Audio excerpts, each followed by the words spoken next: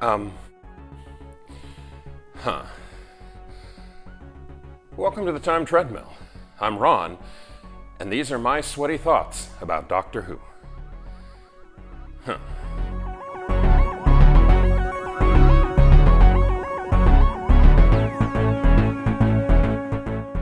Okay, first things first. This one's gonna have spoilers, which not unusual for this show, but when I'm talking about 1965 spoilers, I don't so much worry. This one has spoilers for yesterday's brand new episode of Doctor Who, and if you have not seen it yet, you do not want to watch this. Turn it off now, come back after you've seen it. Second thing second, this video is going to contain some mild profanity, so if dropping an F-bomb offends you, then turn this off now. This video is not for kids.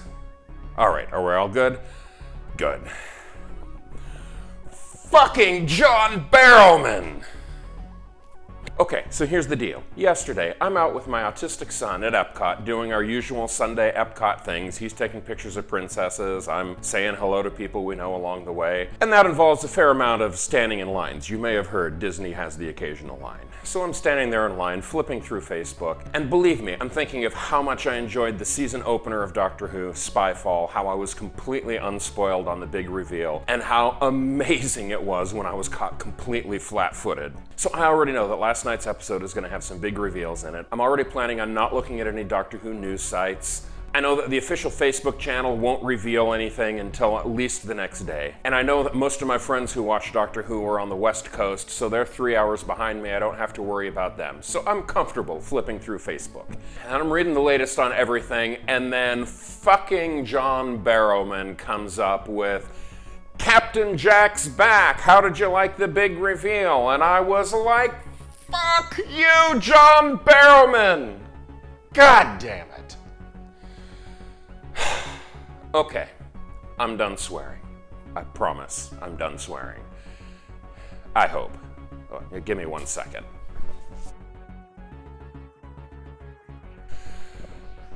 Okay.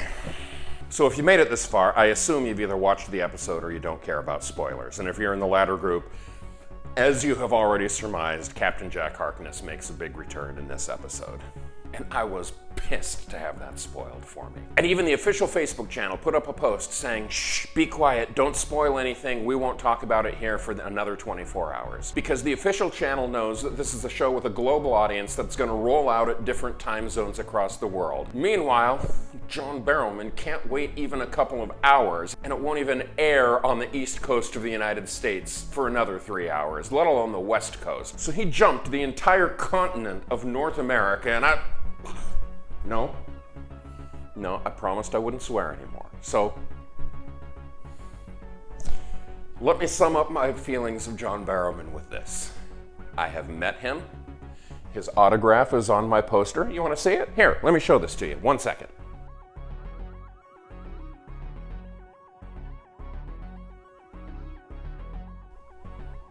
Okay, so you got it? So his autograph is on my poster. I met the man. He was nice. He was amazing. I love talking to him. And if I ever have the chance to meet him again, I'm going to tell him to his face that he was No. Not going to swear. I'm going to tell him to his face exactly how I felt about what he did. So, John Barrowman, wherever you are, your day is coming. So as for the rest of the episode, I genuinely just watched it right now on the treadmill. I didn't watch it last night. I was completely unspoiled on anything else that happened in the episode. I presumed going into it that the Captain Jack reveal was going to be the big end of episode thing, that he would be the fugitive of the Judoon. And so that was my mindset going into it, and holy cow was I wrong. Wow. I don't even want to blow the next big spoiler here. Even if you're here not caring about spoilers, I'm not going to spoil the other big thing, except to say, wow. This was a great episode. I totally understand why a lot of people didn't so much like Jodie Whittaker's first season. On the whole, I really liked it, and especially because it had 3 pure historicals. Well, 2 pure historicals and 1 mostly pure historical. But in any case, the season as a whole really worked for me with the exception of 1 episode, which was the stupid giant spider episode. It was crap. But other than that, I really liked it.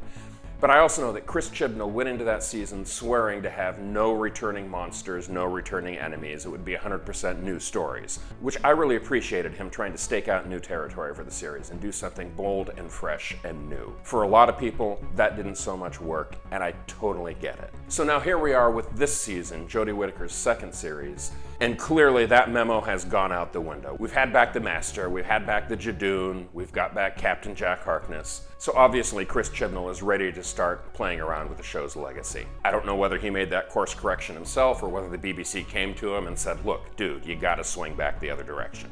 But in any case, here we are. I thought the season opener was great. Clearly the big reveal floored me.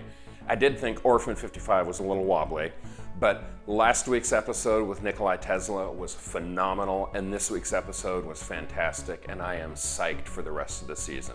Clearly there's a big overarching story that Chibnall is working towards, and I'm really looking forward to seeing where he goes with this. He's playing around with some great ideas, and I'm excited to see where it goes. So that's it for today. Tomorrow I'm back to 1965 and start in on the Daleks' master plan. I'll see you then.